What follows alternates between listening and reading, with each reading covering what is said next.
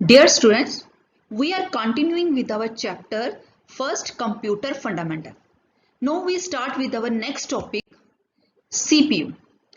Students, आप functions of computer पढ़ चुके हो जिसमें हमारे 4 components होते हैं.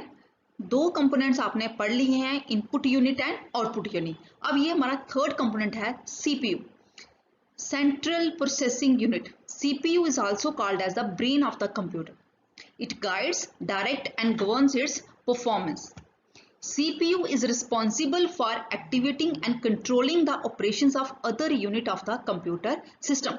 जो भी हमारा कंप्यूटर सिस्टम है, जो भी हमारा काम होता है, जो भी एक्टिवेटिंग, जो भी कंट्रोलिंग ऑपरेशंस की, जो भी हमारा इसमें रिस्पॉन्सिबिलिटी होती है, वो किसकी होती है? CPU की.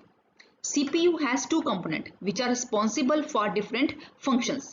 First one is control unit and the second is ALU, Arithmetic Logic Unit. अब हम पहला लेते हैं अपना control unit CU. It control and guide the interpretations, flow and manipulation of all data and information. It manages and coordinate the entire computer system. Control unit का काम क्या है?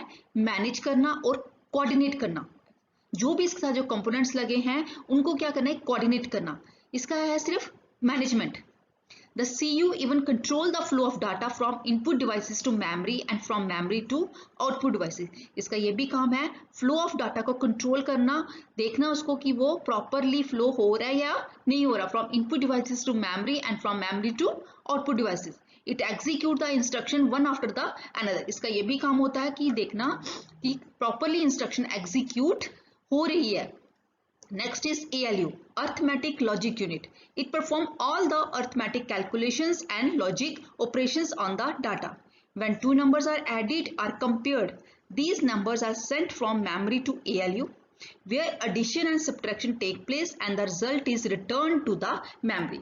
ये क्या करेगा? जब कोई भी हमने दो नंबर ऐड करने हैं या कंपेयर करने हैं तो वो क्या करेगा? मेमोरी से इसको कहाँ भेजेगा? ALU में. वहां सभी हमारे ऑपरेशंस होंगे and the result is return to the memory और मेमोरी हमारी फिर क्या हो जाएगी? फ्री हो जाएगी. इसके बाद हमारा जो नेक्स्ट कंपोनेंट आता है वो है memory. It is also called as the third component of CPU. आपने ब्लॉक डायग्राम में देखा था जिसमें उसके 3 कंपोनेंट थे CPU के. कौन कौन से? पहला था CU, सेकंड इज ALU और थर्ड हमारा कौन सा आता है? हमारा मेमोरी यूनिट. ठीक है. इट मेमोरी यूनिट का काम क्या होता है? It stores the data and instructions before processing start. It stores the intermediate result produced by the computer, and when the task is performed, it clears its memory and the memory space is then available. इसका ये भी काम होता है, ये intermediate result को क्या करेगा? स्टोर करता है. And when the task is performed, हमारा जब काम खत्म हो जाता है हमारी मेमोरी क्या हो जाती है? क्लियर. उसको क्या करता है? ये क्लियर कर देता है और हमें मेमोरी स्पेस अवेलेबल हो जाती है. There are 2 types of storage unit. First one is primary memory and the second is secondary memory. अब हमारे कंप्यूटर सिस्टम में 2 टाइप्स ऑफ मेमोरीज होती है. एक होती है प्राइमरी मेमोरी और एक होती है सेकेंडरी मेमोरी. अब बच्चों ये हमारा चार्ट है जिसमें हमने मेमोरी को क्या किया? आगे डिफरेंशिएट किया हुआ है. हमारी ये कंप्यूटर मेमोरी है. It is of 2 types, primary memory और सेकेंडरी मेमोरी. अब प्राइमरी मेमोरी में हमारे पास आता है रैम और रोम और सेकेंडरी मेमोरी में हमारे पास आते हैं floppy disk, hard disk, CD, DVD और पेन ड्राइव. प्राइमरी मेमोरी हमारी जो इंटरनल मेमोरी होती है और सेकेंडरी मेमोरी हमारी एक्सटर्नल मेमोरी होती है. नेक्स्ट हमारे पास आती है अब प्राइमरी मेमोरी को हम पढ़ेंगे. It is also known as the main memory of the computer and it is mainly used to store data, program, instructions and intermediate result of processing. It is also known as internal memory as it is directly accessible to CPU. ठीक है. अब memory हमारी जो primary memory है it is of 2 types, RAM and ROM. पहले हम लेंगे RAM. RAM की जो फुल फॉर्म होती है random access memory. It performs all the read and write operation. इस पे हम राइट भी कर सकते हैं और रीड भी कर सकते हैं. It is volatile in nature which means when the power is turned off all the contents are destroyed. जब हम काम कर रहे होते हैं, काम करते करते अगर हमारी पावर चली जाए तो हमारा जो कंटेंट होगा वो क्या हो जाएगा? डिस्ट्रॉय हो जाएगा. This is expensive and temporary and hold the information while the system is on. ये थी हमारी RAM, random access memory. Next one is ROM, read only memory. It perform the read operation only, क्योंकि आपको नाम से दिख रहा है कि ये सिर्फ कौन सा ऑपरेशन करेगा? सिर्फ read. It is non-volatile because it retain stored information even if power is turned off. और ये क्या होती है, नॉन वोलाटाइल, और जब हमारे क्या काम करते हैं, अगर पावर चली जाए तो कोई भी इंफॉर्मेशन हमारी जो है डिस्ट्रॉय नहीं होती, ठीक है। It is permanent and can not be altered, ये परमानेंट होती है और इसको हम कोई भी चेंज नहीं कर सकते, ठीक है। ये था हमारे रैम और रोम के बीच में डिफरेंस। नेक्स्ट बच्चों हमारे पास आती है various types of ROM, and the various type of ROM में हमारा फर्स्ट आता है P ROM, programmable read only memory. Once the chip has been programmed, the recorded information cannot be changed, same as RAM। इसमें भी same है RAM की तरह कि एक बार हमारी जो RAM की चिप है उसको हम रिकॉर्ड कर लें तो उसकी इंफॉर्मेशन को हम चेंज नहीं कर सकते। Next is EPROM, erasable programmable read only memory। To erase the data, EPROM is exposed to ultraviolet radiation and can be reprogrammed।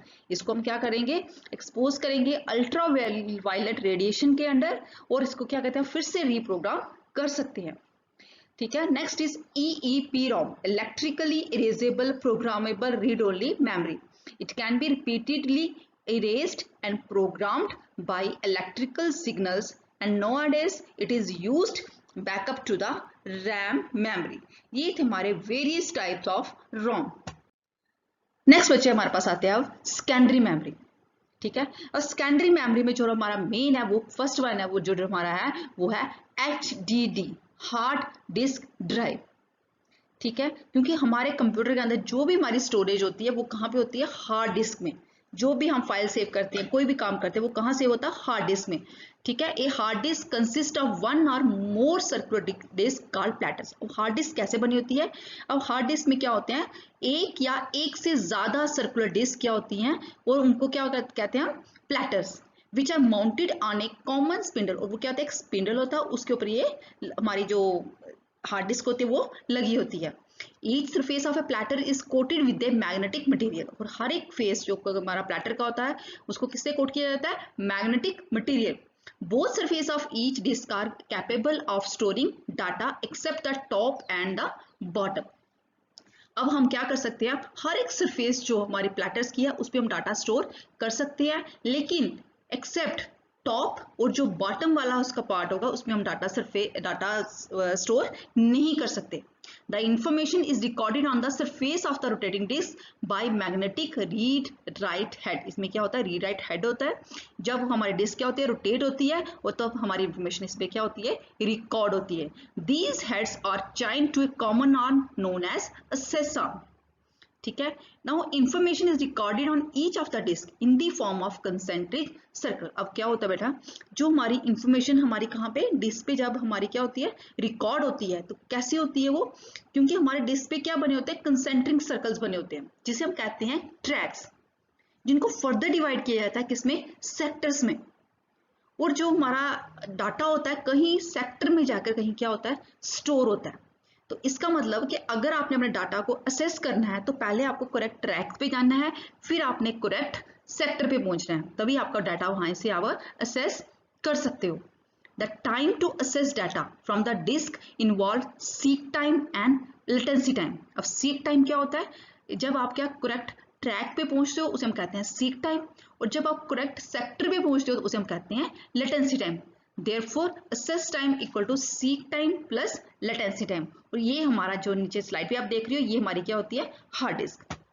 Next बच्चे आपके पास एक फिगर आ रही है, यहाँ पे आप अगर ध्यान से देखो तो नीचे आप देखो, यहाँ पे हमारे पास कितने प्लेटर्स हैं, 3 प्लेटर्स है, ठीक है। अगर 3 प्लेटर्स हैं तो हमारा डाटा जो है कितने पे सरफेस पे स्टोर हो सकता है, देखा जाए तो हमारा डाटा जो है 1 2 3 4 5 6 सरफेस पे डाटा स्टोर हो सकता है। लेकिन मैंने आपको बताया कि हमारी जो टॉप वाली होती है और जो बॉटम वाली होती है इसमें हम डाटा स्टोर नहीं करते हैं। तो इसका मतलब डाटा कितने पे स्टोर कर सकते हैं सरफेसेस पे, इसमें हम डाटा कर सकते हैं 4 पे हम डाटा स्टोर कर सकते हैं, ठीक है। अब ऊपर देखो ये हमारी क्या है, डिस्क की एक सर्कुलर डिस्क है, ठीक है। और सर्कुलर डिस्क पे क्या होते हैं, कंसेंट्रिक सर्कल्स होते हैं, जिन्हें हम क्या कहते हैं, ट्रैक्स। ये येलो कलर में आप देख रहे हो ये हमारा ट्रैक है, और ट्रैक्स को फर्दर डिवाइड किया जाता है किसमें, सेक्टर्स में। और जो ब्लू कलर में ये हमारा सेक्टर है, और डाटा कहीं आपका कहाँ होता है स्टोर, सेक्टर्स में कहीं जाके स्टोर होता है, ठीक है। उसके बाद क्या क्या होती है कि हमारी जो सर्कुलर डिस्क होती है रोटेट होती है। जब रोटेट होती है तो अब यहाँ आपकी हेड भी देख रही हो, तो हेड से क्या होता है, वहां से वो रीड भी करता है और राइट भी करता है, और यहीं से वो अपने करेक्ट ट्रैक पे और करेक्ट सेक्टर पे पहुंचता है। तो ये थी हमारी एक फिगर किसकी, हार्ड डिस्क की। नेक्स्ट बच्चे हमारे पास आता है जो नेक्स्ट सेकेंडरी मेमोरी, वो है सीडी। एक कंपैक्ट डिस्क उसको कहते हैं, एक compact disk. It can store approximately 650 to 700 megabytes of data. We must have a CD drive in our computer to read them. और अगर हमें अपने क्या करना है, सीडी कंप्यूटर में रीड करनी है, तो उसके लिए हमारे पहले सीपीयू में क्या होना चाहिए, सीडी ड्राइव होना चाहिए। And the CDs consist of bits are encoded as transitions between raised lands and bits which are lined up in a spiral like pattern. ये इस पे क्या होते हैं, एक लैंड्स होते हैं जिनको हम क्या कहते हैं, 0 और 1। ठीक है, लैंड्स और बिट्स होते हैं। ठीक है, उसके बाद क्या है, there are 3 types of CD. Compact disk read only memory CD ROM, compact disk recordable CDR, compact disk rewritable CDRW। ठीक है, और CD राम में हम सिर्फ डाटा को कैसा है, रीड कर सकते हैं। CD राम भी सेम भी सेम होते हैं राम की तरह। ठीक है, एक बार रिकॉर्ड हो जाए, ठीक है, फिर उसको सिर्फ रीड कर सकते हैं। लेकिन जो हमारी CDRW है वो हमारी क्या है, रीराइटेबल, मतलब उसको हम रीड भी कर सकते हैं और राइट भी कर सकते हैं। ठीक है, नेक्स्ट बच्चे हमारे पास आता है सेकेंडरी मेमोरी पेन ड्राइव। और जो पेन ड्राइव है it is a plug and play device. क्योंकि हाँ आप देखते भी हो कि इसमें हम सिंपली क्या करते हैं, क्या करते हैं, सिंपली प्लग करते हैं कहाँ पे, USB पोर्ट में। ठीक है, USB पोर्ट पे जैसे हम इसको प्लग करते हैं, हमारा जो है फाइल जो है एक जगह, एक कंप्यूटर से दूसरे कंप्यूटर में इजिली ट्रांसफर हो जाती है। It is use to transfer audio, video and data file from one computer to another very quickly. It is compatible with most PCs and comes in different capacity from megabytes to gigabytes. ठीक है, they have a capacity smaller than a hard disk but greater than a CD. इसके बाद हमारे आती है DVD। DVD आपने सुना भी होगा, DVD भी मैक्सिमम हमारे क्या आती है, मूवीज आती हैं। ठीक है, it stand for digital versatile disk और डिजिटल वीडियो डिस्क। ठीक है, आप इन एब्रीविएशंस को अच्छी तरह लर्न करना, ये CD, DVD, CPU, ALU, इन एब्रीविएशंस को अच्छी तरह लर्न करना। ठीक है, it look just like a CD and used as a similar technology as that of CD, but imply a shorter wavelength red laser that permits a narrow beam. This allows track to be spaced closely enough to store data that is more than 6 times the CD. इसमें क्या होता है, tracks जो है और closely हो जाते हैं। इससे क्या होता है, हम इसमें मोर डाटा जो है स्टोर कर सकते हैं as compare to CD. It consists of 2 half thickness like CD glued back to, जैसे लगता है जैसे 2 CDs को हम क्या करेंगे, आपस में मिलाते हैं, वैसे हमारी क्या होती है, DVD होती है। This protect the delicate reflecting coating as it is on the side of the disk. Also it make possible to have double sided DVD where data can be stored on each half disk. और DVD hold क्या करती है, 4.7 GB to 17 GB of data. That means a complete movie can be stored on one side of a DVD. Now DVD also come in 3 varieties: DVD-ROM, DVD-R and DVD-RW. अब यहाँ पे आप देख भी रहे हो, ये हमारी क्या होती है, DVD. अब नेक्स्ट बच्चे हमारे पास आती है कैश मेमोरी। ये भी बहुत इंपॉर्टेंट है। ठीक है, अब कैश मेमोरी बेसिकली होती क्या, ठीक है, it is extremely high as compare to. अब होता क्या बच्चे, हमारा पास क्या होता है, CPU होता है, और ये हमारे पास क्या होती है, एक मेमोरी होती है। ठीक है, अब CPU की स्पीड जो है, प्रोसेसिंग स्पीड जो होती है काफी हाई होती है, और मेमोरी की स्पीड इतनी हाई नहीं होती है। तो देयर इज क्या होता है, मिसमैच हो जाता है, क्योंकि एक की स्पीड ज्यादा है और एक की स्पीड क्या है, कम है। CPU जो डाटा वहां से लेना है मेमोरी से, तो वो मेमोरी क्या टाइम लगाएगी, तो इससे हमारे CPU की स्पीड पे क्या होता है, फर्क पड़ता है। तो इस मिसमैच को दूर करने के लिए हमारे पास क्या आती है, कैश मेमोरी। हम दोनों के बीच में क्या लगाते हैं, कैश मेमोरी। आप डायग्राम में भी देख रहे हो, नीचे क्या CPU और मेन मेमोरी के बीच में क्या लगती है, कैश मेमोरी, जिसकी जो प्रोसेसिंग स्पीड होता है सिमिलर होती है किसके, CPU के। ठीक है, जिससे इसका एक्सेस टाइम क्या होता है, इंक्रीज हो जाता है, और हमारी CPU की स्पीड भी इंक्रीज हो जाती है। The speed of CPU is extremely high as compare to access time of memory and there is 1 to 10 times speed mismatch between the processor and the memory. To minimize the mismatch, cache memory is used. इस mismatch को दूर करने के लिए हम बीच में क्या use करते हैं? Cache memory. It is a small memory between CPU and main memory whose access time is closer to the processing speed of the CPU. Whenever some data is required, the CPU first look in the cache, and if data is found, the CPU does not access memory. अगर उसको अपना data कहाँ मिल जाता है? Cash में मिल जाता है, तो वो उसको मेन मेमोरी में जाने की जरूरत नहीं है. इससे उसका प्रोसेस क्या हो जाता है? फास्ट हो जाता है. When data is found in cache, it is called cache hit, and the effectiveness of a cache is judged by its hit rate. There are two types of cache memory, L1 cache and L2 cache. L1 cache क्या होती है? It is built inside the CPU and the information accessed frequently as compared to get it from RAM. ठीक है, वहां से जाने से पहले वो कहां से सीधा ले लेगा इंफॉर्मेशन? कैश मेमोरी से. L2 कैश क्या होता है? This cash is outside the CPU and mounted directly on the motherboard. And L2 cash is bit larger than the L1 cash. ये थी हमारी कौन सी? Cache memory. नेक्स्ट बच्चे अब हमारे पास आता है इसका last topic, units of memory. ठीक है, मेमोरी का यूनिट्स क्या होता है? अब मेमोरी का यूनिट होता है bit. Bit is the smallest unit of memory, means 0 and 1. क्योंकि हमारी जो बिट होता है इसको स्मॉलेस्ट यूनिट ऑफ मेमोरी को माना जाता है, और जो होते हैं हमारे 0 और 1. क्योंकि हमारा जो कंप्यूटर है इसको दो ही चीजें आती हैं, 0 and 1. जो भी ये डाटा लिखता है वो किस में लिखता है? 0 और 1 में. ठीक है, एंड उसके बाद आता है हमारे पास निबल, एक कॉम्बिनेशन ऑफ 4 बिट्स. जब भी 4 बिट आपस में मिलते हैं तो क्या बनता है? एक निबल बनता है. 1 निबल इक्वल टू 4 बिट्स. अब उसके बाद बच्चे हमारे पास आता है बाइट. आपने सुना भी होगा, बाइट क्या होता है? एक कॉम्बिनेशन ऑफ 8 बिट. जब 8 बिट आपस में मिलते हैं तो क्या बन जाता है? एक बाइट बनता है. ठीक है, फिर 1 किलोबाइट क्या होता है? आपने देखा, आपने मोबाइल में स्पीड भी आती है कि 1 kilobyte.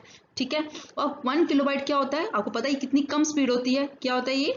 1 kilobyte equal to 1024 bytes. इसमें सिर्फ इतने ही बाइट्स आते हैं, 1024 बाइट्स आते हैं. फिर उसके बाद आप देखते हैं आपकी स्पीड मेगाबाइट्स में आती है, तो आपका क्या होता है? मोबाइल फास्ट होता है, उसका नेट फास्ट होता है. 1 मेगाबाइट इक्वल टू 1024 किलोबाइट, या हम कह सकते हैं 1024 मल्टीप्लाई 1024 बाइट्स. ठीक है, नेक्स्ट हमारे पास आता है 1 गीगाबाइट. अब 1 गीगाबाइट किसके बराबर हुआ? 1024 मेगाबाइट. ठीक है, या फिर हम कह सकते हैं 1024 मल्टीप्लाई 1024 मल्टीप्लाई 1024 बाइट्स. अब लास्ट हमारे पास आता है 1 टेराबाइट. 1 टेराबाइट किसके बराबर होता है? 1024 गीगाबाइट. ये थे हमारा यूनिट्स ऑफ मेमोरी. और बच्चों इसके साथ ही आपके जो कंप्यूटर फंडामेंटल लेसन था ये यहीं पे खत्म होता है. Thank you student, thank you for this video.